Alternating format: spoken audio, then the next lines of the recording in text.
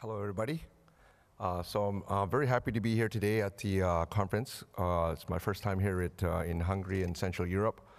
Thank you, Central Bank, for inviting me. Thank you, Antel, for inviting me.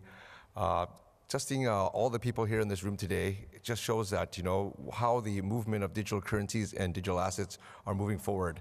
There's a lot of demand out there, and we'll go through today various trends, and also from all the other speakers, that you see there is a very strong trend towards adoption of digital assets or digital currencies or some form of cryptocurrencies or blockchain.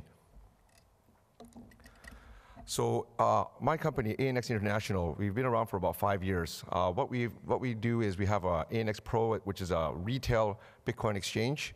Cryptocurrencies exchange, where we allow fiat gateways from fiat currencies to digital assets. One of the things that we tried to create 5 years ago was really be able to create a platform that customers are able to buy cryptocurrencies easily and safely. Touch wood, in the 5 years that we've run our exchange, we've never been hacked or never lost any of our client money. That's something to be said for our industry, because it's in its infancy, and a lot of the structures in formal channels aren't ready yet. So hopefully, after this conference, and with the central banks and other adoption of institutes, we can really create a more safety way that people can adopt cryptocurrencies. So the other thing that we do is we actually create blockchain platforms. Blockchain platforms for other business clients. So for B2B, we're able to create digital assets, a token of some sort, digital wallets, and an exchange platform, and it's spun up within 10 minutes. And this is something that we'll need for companies to be able to spin up their own tokens and their own digital assets for their own private ecosystems. And as some of the central banks have mentioned today, they're going to create their own CBDCs, and some of them may be cryptocurrencies, maybe blockchain, may not be blockchain. But one thing is for certain: they are going to be some sort of digital asset, and that this is going to be no physical. In physical form anymore, because what we live in today is a borderless environment and borderless nations, and we need something that's going to be able to grow with our needs. Today, the Bitcoin price has actually moved up quite a lot. So on Friday, I got the latest Bitcoin price was 72,000 or 7,200 US dollars. I got off the plane last night, and the price is already at 7,500. As a lot of people mentioned, it is quite a lot of volatility in the cryptocurrency or in Bitcoin today. And I'm going to go through some of the reasons why I think the demand is being driven up. And some of the people that we may not agree with why they're going up, but that's okay. Adoption takes a long time. I mean, cryptocurrencies or Bitcoin and blockchain was just created in October of 2009, and it's only been 9 years. So it's going to take 15 years or more, as Antel has mentioned, that 5 years later we're going to see widespread adoption of blockchain and Bitcoin.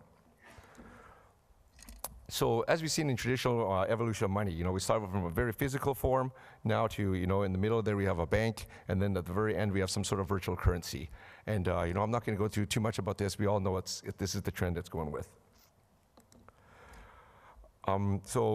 With Bitcoin, and again, we've gone through this many times already on what Bitcoin is, and I've seen there's many good explanations of it. Today I'm going to go through a video. I'll show you a video, and hopefully with the graphical interface that you guys will be able to see the concept of Bitcoin and blockchain and how it works together. For the people that mentioned that Bitcoin and blockchain aren't the same, they definitely aren't. But what Bitcoin is the first application of blockchain that's in the public and has widespread adoption with a market cap of $130 billion today. So that is one of the world's greatest experiments, and to show that it's no longer a fad, that there is a widespread adoption of some sort, and this is what the future is moving forward with. What is blockchain? Blockchain is a shared ledger technology that stores data records within a network. It's a design pattern made famous by Bitcoin, but its uses go far beyond. With this technology, virtually anything of value in the network can be either tracked or traded, without requiring a central authority to verify or keep record. So how does blockchain work? A blockchain is a chain of blocks. Miners assemble blocks into a chain, which becomes an irreversible, inerasable, and transparent record of transactions.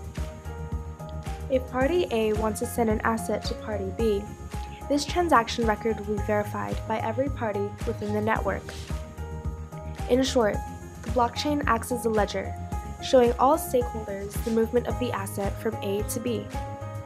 Nowadays, this emerging technology is showing great promise across a broad range of applications, such as smart contracts, payments and infrastructure, IoT, registry and title, identity management, and more. Okay, so as mentioned before, so Bitcoin is the first application of blockchain. However, there is many more cryptocurrencies out there today, and there's going to be many more. Here I've just shown you a quick diagram of how the exchange operating model works, just in case some of you don't understand. So typically, customers still deposit some sort of dollars into an operational bank account, and then there is the standard KYC AML processes in place to make sure that the money is clean coming into the exchange. And then what happens is the ledger gets updated on the exchange platform, similar to a broker. Like when you put money into a broker exchange, then you're allowed to, your balance is credited, and then now you're able to buy and sell stocks or futures or any other commodity. And then once you've received once you've made the trade and you purchase your Bitcoin, what that gets stored into is something called a digital wallet. And that digital wallet is similar to a bank account, except it's on a different type of platform, on a different system. And when you want to withdraw the Bitcoins, you can withdraw them into a different wallet. And again, joint KYC AML processes are still in play here. And a lot of the exchanges, if any of you have traded on any exchanges, the KYC and AML processes and verifications are quite stringent. By the way, how many people here have Bitcoins? Okay, not too bad. How many of you guys have Ethereum? Oh, quite a lot. And have any of you guys participated in a token sale or ICO? Okay, still quite a lot. Okay, so that's good. I mean, a couple of years ago, when we asked this question to the audience, there was very few people that put up their hand for Bitcoin, and even fewer that put their hand up for Ethereum. Today there's over 1,200 different types of cryptocurrencies, and this is growing on a day-by-day basis. I think on a report that I just read on the way here, that this week last week we just had 400 ICOs that ran into the public, and that's another 400 tokens that are being created on a week-to-week basis. Just in January 2017, the entire crypto market cap was $18 billion. Today, it's almost 182. Actually, with today's price is actually almost over 200 billion. And this is something that a lot of companies and a lot of institutions and people have noticed. It is no longer just a couple of kids or a couple of private investors or private people playing on their computers. What we're seeing here is a really widespread adoption of the digital currency. And why is that? So I'm not going to go through too much of the legality today. I think some of the other speakers have gone through that. So in the interest of time, Japan, we've legitimized Bitcoin. We have Australia treating it as money. United States, United Kingdom, defined as private money. Okay, so fast forward to last week. Last week, CME has made a huge, monstrous announcement, basically saying that they are going to allow for their platform to trade Bitcoin futures. This is very huge for our industry, because now a lot of institutions and family offices and large institutional investors weren't able to participate in cryptocurrencies because first they do not have the infrastructure or the custodian accounts to hold digital assets like a Bitcoin or Ethereum. Also, because of their compliance and their governance, they are not allowed to buy, from institutions that do not have custodian accounts or segregated funds or not unregulated entities. With the opening of the CME, this is going to really open the floodgates for a widespread adoption of digital assets. And we will see in the coming months, CBOE is going to be following suit, and we'll see a bunch of other institutes following suit with regards to the adoption of digital assets. And I'm just going to go through some of these digital assets. Okay, so here's the last topic I'm going to talk about today is ICOs or token sales. This is, as some of you have heard, it's a very hot topic. Again, and the reason why is, with Bitcoin, it was the first adoption of blockchain, or the first real-life application of blockchain. At that time, most people could use it mostly as a store of value. Some people use it as a form of payment, but there wasn't very much you could do with it until Vitalik created his Ethereum coin and the Ethereum ecosystem. So with the ecosystem that they created once was the thing called smart contracts. Smart contracts, as mentioned by Anatol, is the allowance of contracts to be digitized and put into code, where not only you can put the terms and clauses in a transparent contract, you can actually have the execution of code. So what does that mean? So in a very simple term, if you had, say, someone that wanted to purchase something from Amazon, and you were able to send some sort of digital currency, maybe it's a national currency like the government-backed USD. So say they had a USD cryptocurrency, you're able to send that to Amazon, and into an Amazon smart contract. That contract would say, once receiving the money, I would send the order to my provisioning center, fulfillment center, and from that fulfillment center, they would automatically send out the good and attach a waybill or a UPS waybill to the email and send it out. This is automation of e-commerce, and this is something that is not too far around from the first implementation of smart contracts. Imagine a world now that you can see when you send your payments that is tied to a bunch of actions and that's fully transparent, because anything regarding smart contracts or blockchain are on the internet, and you're able to view what happens after you send the dollars in. This is the reason why ICOs have become so popular.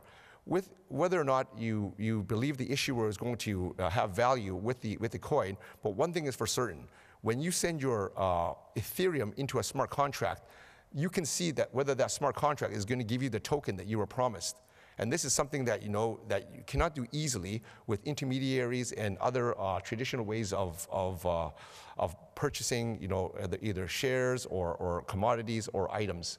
And this is, again, one of the big, huge disruptors to how contracts are going to be enforced in the future. And because this is dealing with capital raising, dealing with money, dealing with peer-to-peer, this is really going to be another very disruptive thing to the industry. One of the main benefits to the user or the issuer is now they can match investors or contributors that more closely align to their goals. I'll give you an example: is if you were in, say, Canada, and you wanted to create a project on saving the rainforest, and you wanted to find people in Canada that would match the values of or the vision of your company. You may find some, you may not find some, but what would happen is if you were able to put that onto a smart contract on the internet and be able to send emails or forums to have people be able to send their Ethereum into the smart contract, you would be able to have a global source capital globally rather than a very local way of sourcing. And this is why it's become so powerful to be able to find investors or contributors that are more aligned to you, because now you have a global audience. And before, you weren't able to do that because you didn't have the infrastructure or the tools in place to be able to do that. For the contributors and VCs, and I can tell you, I was just in San Francisco, Silicon Valley just last month, and I can tell you many of the VCs already know that if they don't change, that they are going to be disintermediated. And why do VCs? Why would they embrace something like ICOs and token sales? They already have a monopoly and a stranglehold on the venture market. What the venture capitalists like about this is liquidity. Previously, when they invested in a venture, it took them 7 years to whether or not they were going to see fruition. All they would be able to get, the only way they were able to get out of their position was either through a trade sale or IPO. And we all know IPOs, take a long time, and even then they had a lot of risk, for the 7 years or 10 years, or some people don't even IPO. So with having a purchase and a token sale, what they're able to do is buy the token, sending to the smart contract, getting their token, and they can liquidate this position anytime on the secondary markets. Or even on a secondary, but even for a private placement through a friend, they can easily send these digital assets to another digital wallet, and that would constitute a trade. And this is something that you cannot do easily with venture capital or venture and equity. And this is why it's very popular with them. So some of the things that a lot of people talk about with the ICOs is, whether it's going to be regulated, whether it's illegal, whether this is going to be here to stay. So one thing is clear, and this is for all ICOs. If your ICO or token sale is a security, you will be regulated. This is clearly defined in SECs and SFCs and regulators around the world. So with that said, that doesn't mean that they're going to go away. What we're going to see is a lot of exchanges, and I know Gibraltar, some of them in the Middle East, are already looking at taking on token sales and ICOs as part of their exchange offering. And this is going to, again, open it even to a broader platform on people that, for institutions and the companies that, want to be more legalized and working within a legalized framework. So the last thing I want to show you today is also the amount of money going into traditional ICOs versus traditional VCs. As you've seen in the last couple of months, the VCs have started to slow down, and the ICOs is only going to keep increasing. And as I mentioned before, it's very hard to stop, a peer-to-peer global audience for, this is what the market is demanding. People want to be matched with their projects that they want to contribute to, and the issuers or the projects want to find, the people that are supporting their projects. And again, this is just a tool, but this is something that we have to work towards with the regulators to ensure that there is safety, there is a framework, and for the investors, it's very important that you do your own due diligence for your projects that you contribute to, because there's nothing that can protect no regulation can protect from sound common sense. So please put common sense in when you look at these projects.